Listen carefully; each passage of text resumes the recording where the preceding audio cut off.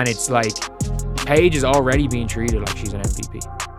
Paige Bueckers is officially your 2025 first overall pick in the WNBA draft after winning an NCAA championship with UConn.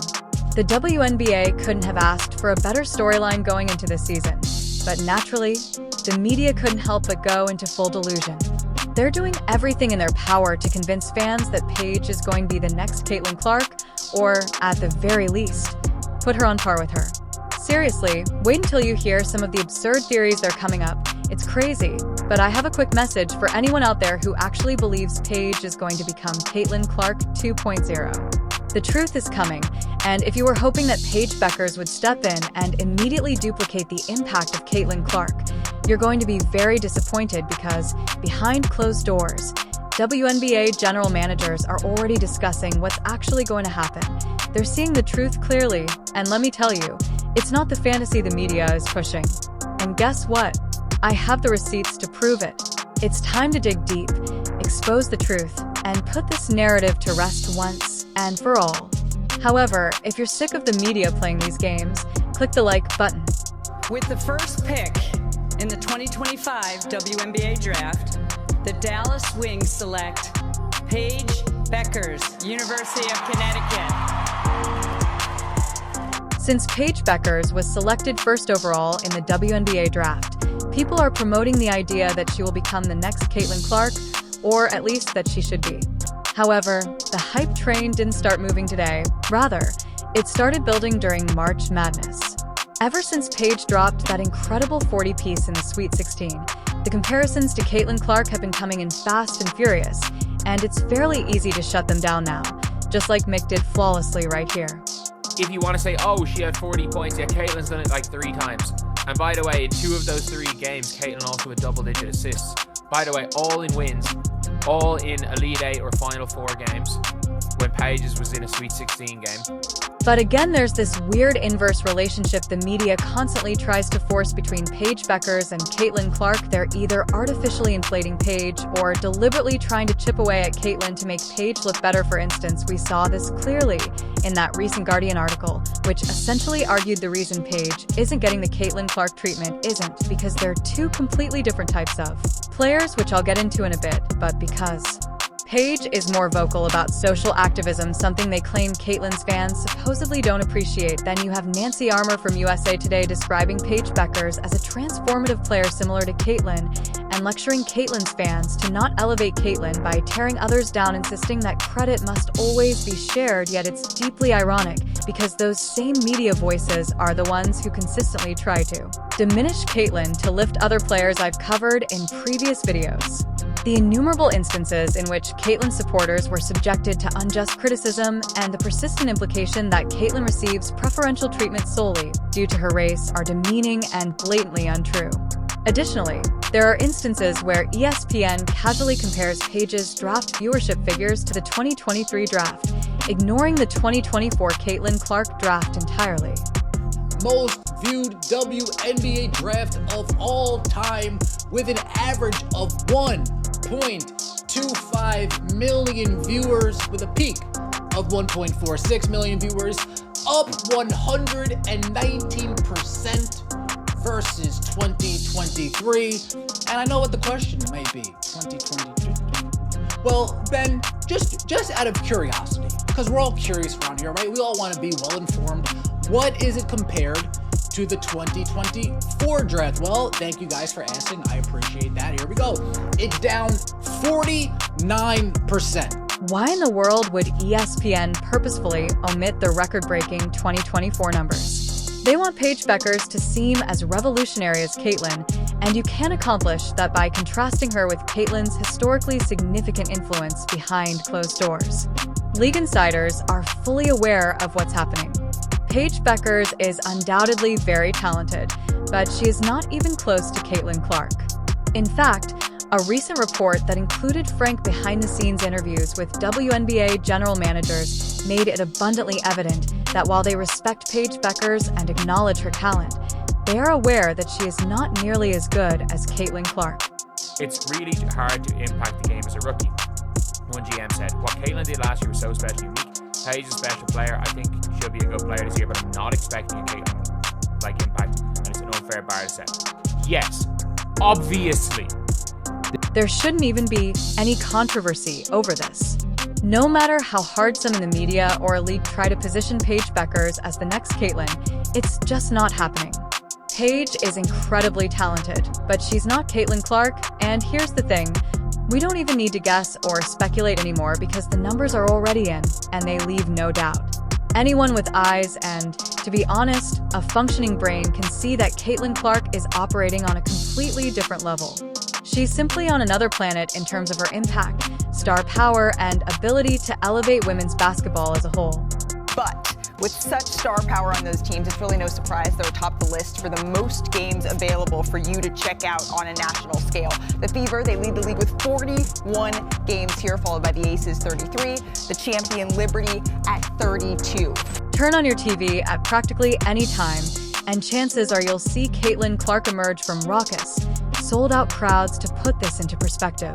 This season, Caitlin Clark and her Indiana Fever are literally taking over your screens, appearing in an incredible 41 out of 44 games on national TV or major streaming platforms like ESPN, ABC, CBS, and more. The Las Vegas Aces are the next closest team in terms of national exposure with 33 games, followed by the New York Liberty, the defending champions, who have 32 games with MVP-caliber talent. Nevertheless, networks made a well-considered choice in selecting Caitlin Clark, and let's take it a step further. The Indiana Fever sold out a 15,000-seat arena for a preseason exhibition game against the Brazilian national team. You heard that right. This game sold out faster than many NBA playoff games, and the excitement didn't stop there. It became so monumental that ESPN decided to broadcast it nationally, making it one of the first ever nationally televised WNBA preseason games. Several teams, including well-known groups like the Atlanta Dream to satisfy the demand for tickets, the Chicago Sky and Washington Mystics essentially moved their intense home games into enormous NBA venues. When you compare Caitlin Clark's influence to Paige Bueckers, it becomes even more evident. Let's examine that comparison now and demonstrate why, despite the media's frantic efforts to portray Paige as the next Caitlin, there is just no comparison. Caitlin Clark created such an overwhelming ticket-buying frenzy that entire organizations had to restructure their venue logistics just to capitalize on her star power. So far, there's already statistical evidence, actual analytics, facts don't care about your feelings, showing that no, she is not moving the needle in women's sports or women's basketball nearly to the effect of Caitlin Clark. The NCAA women's tournament's viewership fell by over 10 million after Caitlin left college. This is not a slight decline. Rather, it's a complete collapse. The 2024 championship game without Caitlin drew only 8.5 million viewers, whereas the championship game the year before she played drew an average of over 18.9 million.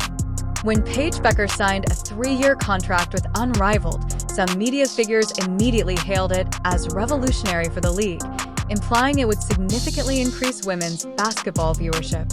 However, let's be honest, this comparison couldn't be more straightforward or fair. It was literally the same event against the same team in the same scenario without Caitlin. The world wasn't precisely destroyed by Unrivaled. Rose claps, defined as a person unmatched. The player-led offseason league, led by Nafisa Collier and Brianna Stewart, invested almost $9 million in player salaries, but for their entire first season, they only managed to draw in 11.9 million viewers across all games. Compare that to Caitlin Clark's recent teaser clip from her collaboration with Dude Perfect, which has received over 12 million views. Given what we've already witnessed with Paige Bueckers and NCAA March Madness viewership, it's difficult to imagine she could command anything close to the attention Caitlin has consistently drawn. The numbers are already speaking loud and clear, so I must pause right here and make it very clear. Paige Bueckers is not going to be Caitlin Clark, and that's perfectly acceptable. Or at least it should be. How about number one to start with? She's not nearly the player that Caitlin Clark is.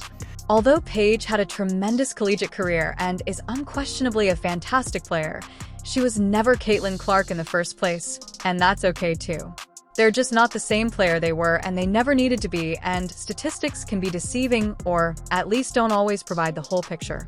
It's absolutely true that Paige Bueckers was an incredible college player. In fact, incredible might be underselling it. As a freshman at UConn, she won basically every award imaginable. We're talking Namath Player of the Year, First Team All-American honors, and she led her team in points, assists, and steals. Paige was clutch under pressure.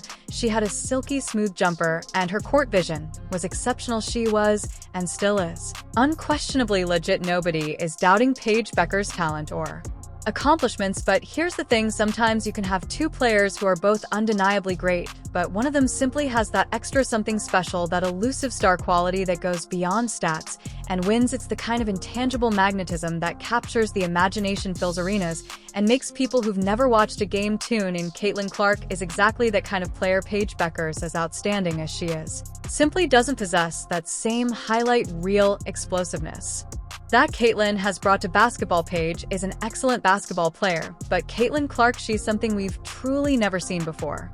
There is almost zero similarities to how they play other than their position. Paige Bueckers is obsessed with efficiency. Caitlin Clark plays with flair. You're on the edge of your seat the moment Caitlin crosses half court, because you know that anything can happen. She could casually pull up from the logo and drain a three from a different zip code, or she could thread an impossible no-look pass right through three defenders, surprising even her teammates. Although Paige Bueckers' technique is extremely smooth and successful, it is a little more conventional. She is the epitome of efficiency, a polished and astute facilitator, and a precise mid-range assassin. Although Paige's game focuses on precision, technique, and reliable execution, she doesn't frequently drop basic 40-point bombs or bomb from 30 feet. Sometimes basketball isn't just about who averaged what stats or who won which awards. Sometimes it's about the tale being told on the floor, the style, and the swagger. Paige is refined greatness, and Caitlin is must-watch TV. The drama of every single moment. The WNBA and all sports leagues, for that matter, aren't in the business of making sure every talented player receives equal fan support, because, at the end of the day, sports are entertainment whether purists like it or not, and Caitlin Clark is pure entertainment. She led the country in scoring, broke records for three-pointers made, and delivered multiple 40-point masterpieces during March Madness, all while playing with a kind of obvious passion and swagger that immediately draws you in. She plays like she's putting on a show, pumping her fists after big shots and chirping confidently at opponents, entering crowds into a frenzy. That's the huge mistake that all of these haters, critics, and overthinkers make when they attempt to minimize Caitlin's popularity due to identity politics. They are utterly disregarding one basic fact: fans flock to what excites them and what's truly fun. The NBA realized this long ago, that the league didn't explode in popularity because it ensured that every efficient, fundamentally sound player received equal shine. Rather, it did so because of amazing stars like Michael Jordan, who made you stop everything you were doing just to watch him play. Jordan was must-see TV precisely because he accomplished feats no one else could, with an unmatched flair, charisma, and competitive fire. Fans didn't complain that he was taking up too much attention, while other worthy players quietly faded into relative obscurity. Of course, not because watching Jordan was simply thrilling. The same was true with Kobe, LeBron, Steph Curry.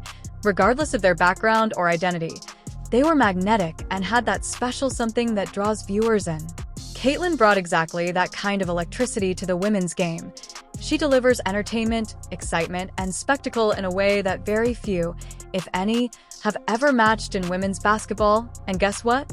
More players like Caitlin will eventually come along, bringing their own unique styles and excitement to the sport. In fact, if you want my honest opinion, this year's second overall pick has a better chance of genuinely thrilling the fans with the second pick. With the second pick in the 2025 WNBA Draft, the Seattle Storm select Dominique Malunga from France.